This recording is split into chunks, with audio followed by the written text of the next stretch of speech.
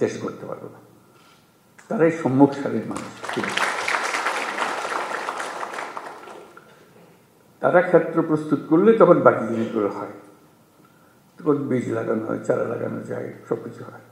আইন না থাকলে, শৃঙ্খলা না থাকলে যত বড় বড় চিন্তাই হোক, যত টাকাই ঢালুন, কোনো কাজে আসবে না। কিন্তু সেই জন্যই পুলিশের গুরুত্বটা মনে মনে খুব অনুভব করছিলাম, যে একবার বসি নিজেদের মধ্যে একটা আলাপ আলোচনা করি। সেটা হলো যে আমি সরকারে যোগ দেবার আগেও বলেছি, এখন সরকারে যোগদান পরেও বলছি, বাংলাদেশ একটা মস্ত বড় সম্ভাবনাময় দেশ। আমি বারে বারে এটা অনুভব করি। এটা শুধু রাজনৈতিক মাঠের বক্তৃতার জন্য না, ব্যক্তি হিসেবে, দেশের নাগরিক হিসেবে অনুভব করি যে এটা বিরাট একটা সম্ভাবনা। এবং কিছু কিছু উদাহরণও দিই কেন এটার সম্ভাবনাটা আমি দেখি। কিন্তু সেই সম্ভাবনাটাকে আমরা বাস্তবের দিকে আনতে পারছি না, থেকে যাচ্ছি। আজকে আমরা একটা সুযোগ পেয়েছি, মস্ত বড় সুযোগ, সেই সম্ভাবনাকে কার্যে পরিণত করা। এবং জুলাইয়ের এই অভ্যুত্থানের ফলে সেই সম্ভাবনাটা সৃষ্টি হয়েছে। এই সম্ভাবনার যে পরিবেশ সৃষ্টি হয়েছে, সেটাকে যেন আমরা হারিয়ে না ফেলি। কেন হারিয়ে ফেলা খুব সোজা, মুহূর্তে হারিয়ে যায়। এই সম্ভাবনাকে ধরে রাখা, যেটুকু সময় আমাদের আছে সেটুকু সময়ের মধ্যে আমরা চেষ্টা করব, ভবিষ্যতে যারা আসবে তারা আশা করি চেষ্টা করবে, পথটা যেন আমরা সৃষ্টি করে দিই। আমি মনে করি বাংলাদেশ পৃথিবীর যে সমস্ত অগ্রগামী দেশ আছে, যারা পৃথিবীতে নেতৃত্ব দেয়, তাদের মধ্যে একটা হতে পারে। এরকম একটা দেশের সম্ভাবনা আছে, যে নতুন করে আমাদের যাত্রা শুরু হলো। এটা একটা মস্ত বড় সুযোগ। এই সুযোগটার উপরে আমি আন্ডারলাইন করছি, এই সুযোগটা যেন আমরা হারিয়ে না ফেলি। এটা শুধু মুখে বললে তো হবে না, সেটা ওই যে আজকের যে আলোচনা হচ্ছে সেটার মাধ্যমে ওটা করতে হবে। যে সুযোগগুলো সৃষ্টির জন্য তারও একটা পরিবেশ লাগে, সেই পরিবেশটা সৃষ্টি করা। তো সেখানে পুলিশ বাহিনী একটা মস্ত বড় ভূমিকা পালন করে। ওই যে বললাম, আইন ও শৃঙ্খলা। আইনটা যদি আমরা সঠিকভাবে প্রয়োগ করতে পারি, শৃঙ্খলা যদি প্রতিষ্ঠিত করতে পারি, তাহলে যে কোনো যুদ্ধ জয় সম্ভব। এই যে এগিয়ে যাওয়ার যে যুদ্ধ লড়াই, যেটা এটা আনন্দের লড়াই, এটা কোনো কষ্টের লড়াই না। যত এগিয়ে যায় তত ফুর্তি লাগে, নিজের কাছে ফুর্তি লাগে, নিজের ছেলে মেয়েদের সঙ্গে কথা বলতে ফুর্তি লাগে যে আমরা একটা কাজ করছি, তারা দেখছে, তারা উদ্বুদ্ধ হচ্ছে, এবং নিজের তুষ্টি হচ্ছে যে আমি একটা এমন ভূমিকায় আছি যে ভূমিকায় দেশে একটা পরিবর্তন হবে। আমরা নতুন বাংলাদেশ বলে শব্দটা বলি সবসময়, নতুন বাংলাদেশ, এটা কথার কথা না।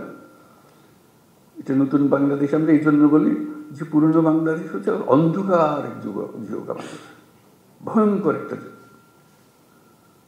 সেই ভয়ঙ্কর দিন থেকে আমরা সুন্দর ঝলমলে একটা দিনে আসতে চাই, সেটা হলো নতুন বাংলাদেশ।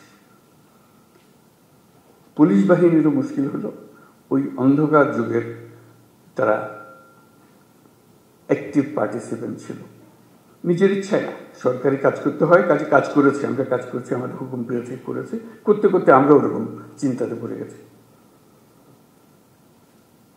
কাজে নতুন বাংলাদেশ সৃষ্টি করার জন্য তোমাদেরকে ওই চিন্তার থেকে বেরিয়ে আসতে হবে যে না, আমরা নতুন বাংলাদেশ সৃষ্টি করব। আমাদেরকে অনেক দোষ দেয়, আমরা দেখিয়ে দেবো মানুষ খারাপ না, আমরা খারাপ মানুষের পাল্লায় পড়েছিলাম, আমরা সে খারাপ মানুষ থেকে বের হয়ে এসেছি, আমরা ভালো মানুষ, আমরা দেখো কি করতে পারি।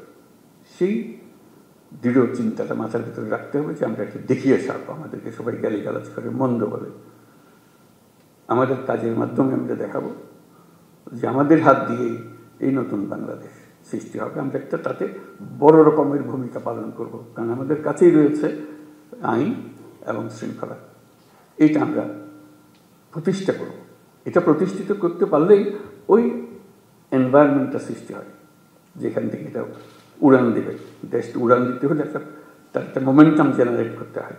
এই মোমেন্টাম জেনারেট করার জন্যই হলো এটা যে আমাদের আইন এবং শৃঙ্খলাটাকে প্রতিষ্ঠিত করে, মুখের কথা না। মানুষ দেখলেই, পুলিশ দেখলে মানুষ আশ্রয় পায়, এখন পুলিশ দেখলে ভয় পায়, কি আমার খ্রিস্টের মধ্যে আটকে ফেলে,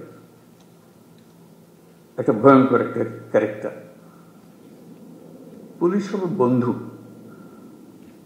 এটাই হলো, কারণ আমি আইনের পক্ষের মানুষ, আমি আইন প্রতিষ্ঠা করার মানুষ, আইন হলো আমাদের সবার আশ্রয়। তো পুলিশ হলো সে আশ্রয়দাতা, যে আমি আইনের আশ্রয় নিয়ে আসছি, আইন আমাকে আপনাকে সুরক্ষা দেবে। এটা যদি আমরা এই ইমেজটা যদি প্রতিষ্ঠিত করতে পারি, অতীতের সব কথা আমাদের বলে যাব। কাজে এটা নিয়ে কান্নাকাটি করে কোনো লাভ নাই, কারণ সেইটা আমরা বদলাতে পারবো না, সেই 16 বছরের ইতিহাসে আমরা বদলাতে পারবো না। সেই 16 বছরের কালিমা আমার সারা গায়ে মাখা আছে, আমি রাতারাতি পাল্টাতে পারবো না। এটা মানুষ হিসেবে আমি আমার কর্তব্য নির্ধারণ করতে পারি, আমি আমার সম্পূর্ণ নতুন ভাবমূর্তি আমি প্রতিষ্ঠা করতে পারি। এবং যদি অতীতের কোনো কাজে তোমার কাছে অনুশোচনা এসে থাকে, দুঃখ এসে থাকে, এই হলো সুযোগ। এই দুঃখটাকে মোচন করার জন্য এমন কাজ করব, মানুষ ওটা শুধু ভুলে না, এই যেটা নতুন কাজ সেটা দিকে আমাকে স্মরণ করবো, অতীতের প্রশ্ন উঠবে না আর আমার কাছে, তারা পরিষ্কার দেখবে যে আমরা কি করি না করি, এই জিনিসটা করা। তো সেটা বলবো যে আমরা তো করতে চাই, কিভাবে করব, আমাদের তো সুযোগ দিচ্ছে না। এই সুযোগটা কিভাবে আমরা করতে পারি, আমরা সবাই মিলে একটা টিম, তোমরা একটা টিম আলাদা এরকম না, আমরা সবাই মিলে একটা টিম, তোমাদেরটাও সেই সুযোগ করে দিতে হবে, যাতে করে আমরা যতটুকু আমাদের সাথে আছে সেগুলো, সেই আয়োজনগুলো করে দেওয়া যাতে আমরা করতে পারি। আমরা এত সৌভাগ্যবান জাতি যে আমাদের শক্তির অন্ত নাই, মানুষের শক্তি, মানুষের শক্তির সঙ্গে কেউ পাল্লা দিতে পারে। মানুষের ভিতরে ভীষণ রকম একটা সৃজনশীলতা আছে, যে সমস্যা দিকে সে সমস্যাকে উল্টে ফেলে। এটা সমাধান এমন জিনিস হয় যে মানুষ চিন্তাও করে না, এটা সমস্যা ছিল, এটা এসে অদ্ভুত রকম করে পাল্টে ফেলছে। আমাদের সেই সামর্থ্য আছে, কারণ আমাদের যে জনসংখ্যা তার বেশিরভাগ হলো একেবারে কাঁচা তরুণ। এরকম দেশ দুনিয়াতে নাই, এত মানুষ, এত তরুণ মানুষের দেশ। এবং সে তরুণ অসহায় তরুণ না, তারা নানা বুদ্ধি সল্লা করে, এটা করে ওটা করে, কোনো জিনিস বাদ থাকে না। আমরা অতীতে যা যা করে এসেছি একটু ফিরে দেখলে, তার ব্যাখ্যা করলে দেখা যাবে কী রকম সমস্যাটাকে তারা সমাধান করে দিয়ে নিজে নিজে করে ফেলেছে। আমরা সবাই মিলে তাদেরকে বাধা দিয়েছি, সরকার বাধা দিয়েছে, পুলিশ বাধা দিয়েছে, ব্যবসা বাধা দিয়েছে, কিন্তু তারা এর মধ্য থেকে কাজটা করে ফেলেছে। আমরা পথে পথে তাদের বাধা সৃষ্টি করেছি। সরকারের একটা ভূমিকা হলো বাধা সৃষ্টি করা, আমরা সে বাধাকে তাকে দিয়েছি, সেই বাধাকে অতিক্রম করে তাকে করতে হয়েছে। এই সরকার, অন্তর্বর্তীকালীন সরকার, এটা হাতে খুব বেশি সময় নাই, আমরা অলরেডি 7 মাস পার করে এসেছি। আমরা বলছি ডিসেম্বরে নির্বাচন হবে, কাজে এর মধ্যে যা আমরা করতে চাই, যা আমাদের সামর্থ্য আছে এগুলো করে ফেলা। কাজে কী কী সংস্কার, আমরা সংস্কারের উপর দিচ্ছি, তোমরাও সংস্কারের কথা বলছো, যে আমাদের যত সংস্কার করার দরকার আছে আমি করে ফেলি। কারোর জন্য অপেক্ষা করে আমাদের কোনো ফায়দা হবে না, কাজটা করতে হবে এবং সেটা আমাদের প্রতিষ্ঠিত করতে হবে। যেহেতু নির্বাচন আসছে, নানা রকমের সমস্যা হবে, নানা রকম চাপ আসবে, তবে ডেসপারেট হয়ে যাবে, আমার ক্যান্ডিডেটকে জেতাতে হবে, ওর ক্যান্ডিডেটকে জেতাতে হবে। তুমি এখন আইন মানতে চাইলে তোমার উপরে খেপাখেপি করবে, যে না কিসের আইন, তুমি আমার আইন দেখাও, এসব হবে। আমাদের সেখানে শক্ত থাকতে হবে, আইনের ভেতরে থাকতে হবে, যাতে করে যে সরকার নির্বাচিত হয়ে আসবে সে সরকারের আইনের সরকার যেন হয়, আইনের মারফতে যে এসছে, যে আইন ভেঙে ভেঙে এসছে সে সরকার কোনোদিন আইন রাখতে পারবে না। শুধু ভয় হলো আবার অন্ধকারে যেন হারিয়ে না যায়। এক মহা অন্ধকার থেকে আমরা পার হয়ে এসেছি, আমাদের কপাল ভালো, ছাত্ররা আমাদেরকে সেটার থেকে মুক্তি দিয়েছে। আমরা যেন আবার এই গর্তের মধ্যে ঢুকে না পারি, তাহলে আমাদের আর রক্ষা নেই, আমাদেরকে কেউ আর উদ্ধার করতে পারবে না। আমাদের কনস্টিটিউশন অনুসারে যত অধিকার দেওয়া আছে সবগুলো নিশ্চিত করা আমাদের দায়িত্ব, এবং সেই দায়িত্ব পুলিশের মারফতে আমাদেরকে এক্সিকিউট করতে হয়। কাজে পুলিশ হিসেবে যে সংখ্যালঘুর নিরাপত্তা এবং যে কোনো ব্যক্তির নিরাপত্তা, সেই অসহায় গরিব মানুষের নিরাপত্তা, শক্তিশালীর হাত থেকে তাকে বাঁচানো, সেটা নিশ্চিত করা ইত্যাদি, এগুলো যেন আমরা করতে পারি। পরিষ্কার মাথার ভেতরে যেন রাখি, আমরা একটা যুদ্ধাবস্থার মধ্যে আছি।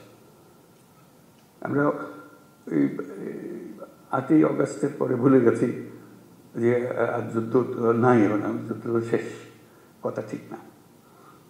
আমরা একটা কন্টিনিউয়াস যুদ্ধাবস্থার মধ্যে আছি। এটা যেন মনে থাকে যে আমরা যুদ্ধাবস্থার মধ্যে আছি। এই যুদ্ধ অবস্থার থেকে আমাকে জয় হয়ে ফিরে আসতে হবে, বের হয়ে আসতে হবে। এই যুদ্ধটা কিভাবে হয়? পরিষ্কার, লোকে সুযোগ গ্রহণ করে, যারা পরাজিত শক্তি তারা সুযোগ গ্রহণ করে একটা উস্কিয়ে দেবে, একটা কিছু গোলমাল পাকিয়ে দেবে, এবং প্রথম নজর আসবে পুলিশের নজর। তার দৃষ্টিতেই তো সাংঘাতিক, তো আমাদের বিরাট শৃঙ্খলা ভঙ্গের কাজ করবে, আমাদের শান্তি নষ্ট করবে, আমাদের গোলযোগ পাকিয়ে বলবে। তার চেষ্টা হলে একটু গোলযোগ পাকিয়ে দেওয়া।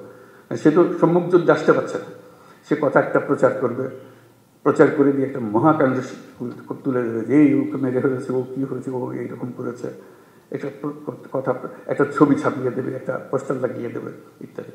এটা কন্টিনিউয়াসলি চলতে থাকবে, কারণ সেই যুদ্ধ ক্রমাগত তীব্রতর হবে। যতই নির্বাচন কাছে আসবে ততই তীব্রতর হবে, কেন ওই পরিবর্তন হয়ে গেলে আবার তারা মনে করবে যে আমরা আরেকবার পরাজিত হয়ে গেলাম, ওখানে যুদ্ধ পরাজিত হয়ে যায়। কাজে সেই এটা তীব্রতর করতেই থাকবে। ওইখানেও ফ্রন্ট ফোর্স হলো পুলিশ বাহিনী, নজরে রাখা এবং সবার দিকে খেয়াল রাখা। কাউকে সন্দেহ করেছি তার মানে এই নয় যে তাকে এখনই আমাকে কারাগারে নিয়ে, তা না। সেও দেশের নাগরিক, কাজে তার দেশের নাগরিক হিসাবে তার অধিকার আছে, যদি নাগরিক হিসাবে থাকে।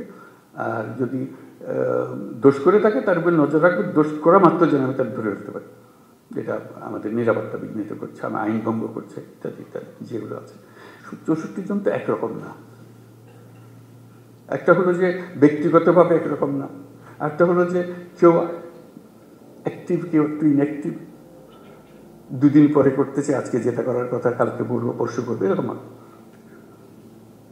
তো সেটা যে আমরা যাচাই করবো কীভাবে, সেই জন্য স্বরাষ্ট্র মন্ত্রণালয়কে বলবো একটু খেয়াল রাখা, এটা একটা প্রক্রিয়া সৃষ্টি করা, যাতে করে উৎসাহ হয়। আমার কাজের মধ্যে একটা উৎসাহ আছে, আমি যেন ঝিমিয়ে পড়লে এটা আমাকে জাগিয়ে দেয়। আমি পারি, কিন্তু একটু ঝিমিয়ে গেলে একটু চাঙ্গা করে। কী করা? আমি প্রস্তাব দিচ্ছি যে র্যাঙ্কিং করা, প্রতি মাসে এই 64 জেলাকে 1 থেকে 64-তে নিয়ে আসা, সবাই কে কোন স্থানে আছে। ক্লাসে এরকম হয় না যে ফার্স্ট বয় সেকেন্ড বয় হয়, ফুর্তি লাগে। আমার একেবারে লেজের গোড়ায় দিয়েছি, আমার খুব খারাপ লাগে, আমি পারিনি। আমি পারি, তখন আমার একটু গোসা লাগে যে কী বলে, ওই কারণে আমার উপরে যায়। আমি হচ্ছে অনেক ভালো করি, কত বলবো যে আমার জেলাটা আসলে খারাপ, আমাকে এই জন্য হয়েছে। পরে বলছে না, ওরটা অত খারাপ, ওটা তো ভালো না, ও তো আমার উপরে চলে গেছে। এই জিনিসটা করে, এটা খেলার মনোবৃত্তি থেকে, কোনো কাউকে শাস্তি দেওয়ার জন্য না, যে এটা খেলোয়াড়, যে সবাইকে জানানো হবে এই কী ক্রাইটেরিয়াতে হবে, সেই ক্রাইটেরিয়াটা তার ঠিক করে দেবেন। তোমরা জানো যে এই ক্রাইটেরিয়াতে বিচার হয় এবং প্রতি মাসে এটা তৈরি হয় 1 থেকে 64। তো আমাদের যেটা হবে, তাদের স্বরাষ্ট্র মন্ত্রণালয়কে বলবো, যেটা হবে একই ব্যক্তি বারে বারে 64-তে থেকে যায়, এটা নিয়ে এখন আমাদের সন্দেহ। আগে যে 64 ছিল 64, তারপর 63-তে চলে গেছে, তারপরে 50-এ চলে গেছে, তারপরে 32-এ চলে গেছে, সে নড়াচড়া করে। এইগুলো 64 আর নড়ে না, দেখি খালি ওখানেই থাকে। তাহলে তার মধ্যে একটা বেসিক প্রবলেম আছে, হয় এটা তার পারিপার্শ্বিক একটা প্রবলেম, অথবা তার ব্যক্তিগত একটা প্রবলেম।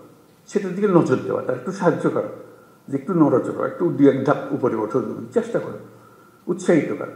কেন এটা উৎসাহিত করা, ইনসেন্টিভ দেওয়ার জন্য, যে আমরা দেখালাম যে কী হলো। ওই শুধু নজর রাখা যে জায়গাতে আছে নিচের দিকে, সেই নিচের দিকে থেকে যাচ্ছে, উপর দিকে ওঠার চেষ্টা করতেছে না বা পারতেছে না, তাহলে তাকে ট্রেনিং দিতে হবে, তাকে সাহায্য করে দিতে হবে, যাতে করে সে একটু উপরে উঠতে পারে। আর যে 10-এর মধ্যে ঢুকে গেছে আর 10 থেকে নামতেছে না, বাবা সে শক্ত করে ধরছে, সে ভালো, তার দিকে একটু নজর রাখা, যে হ্যাঁ ভালো কাজ, ভবিষ্যতে অনেক কাজ দায়িত্ব দেওয়া যাবে তাকে।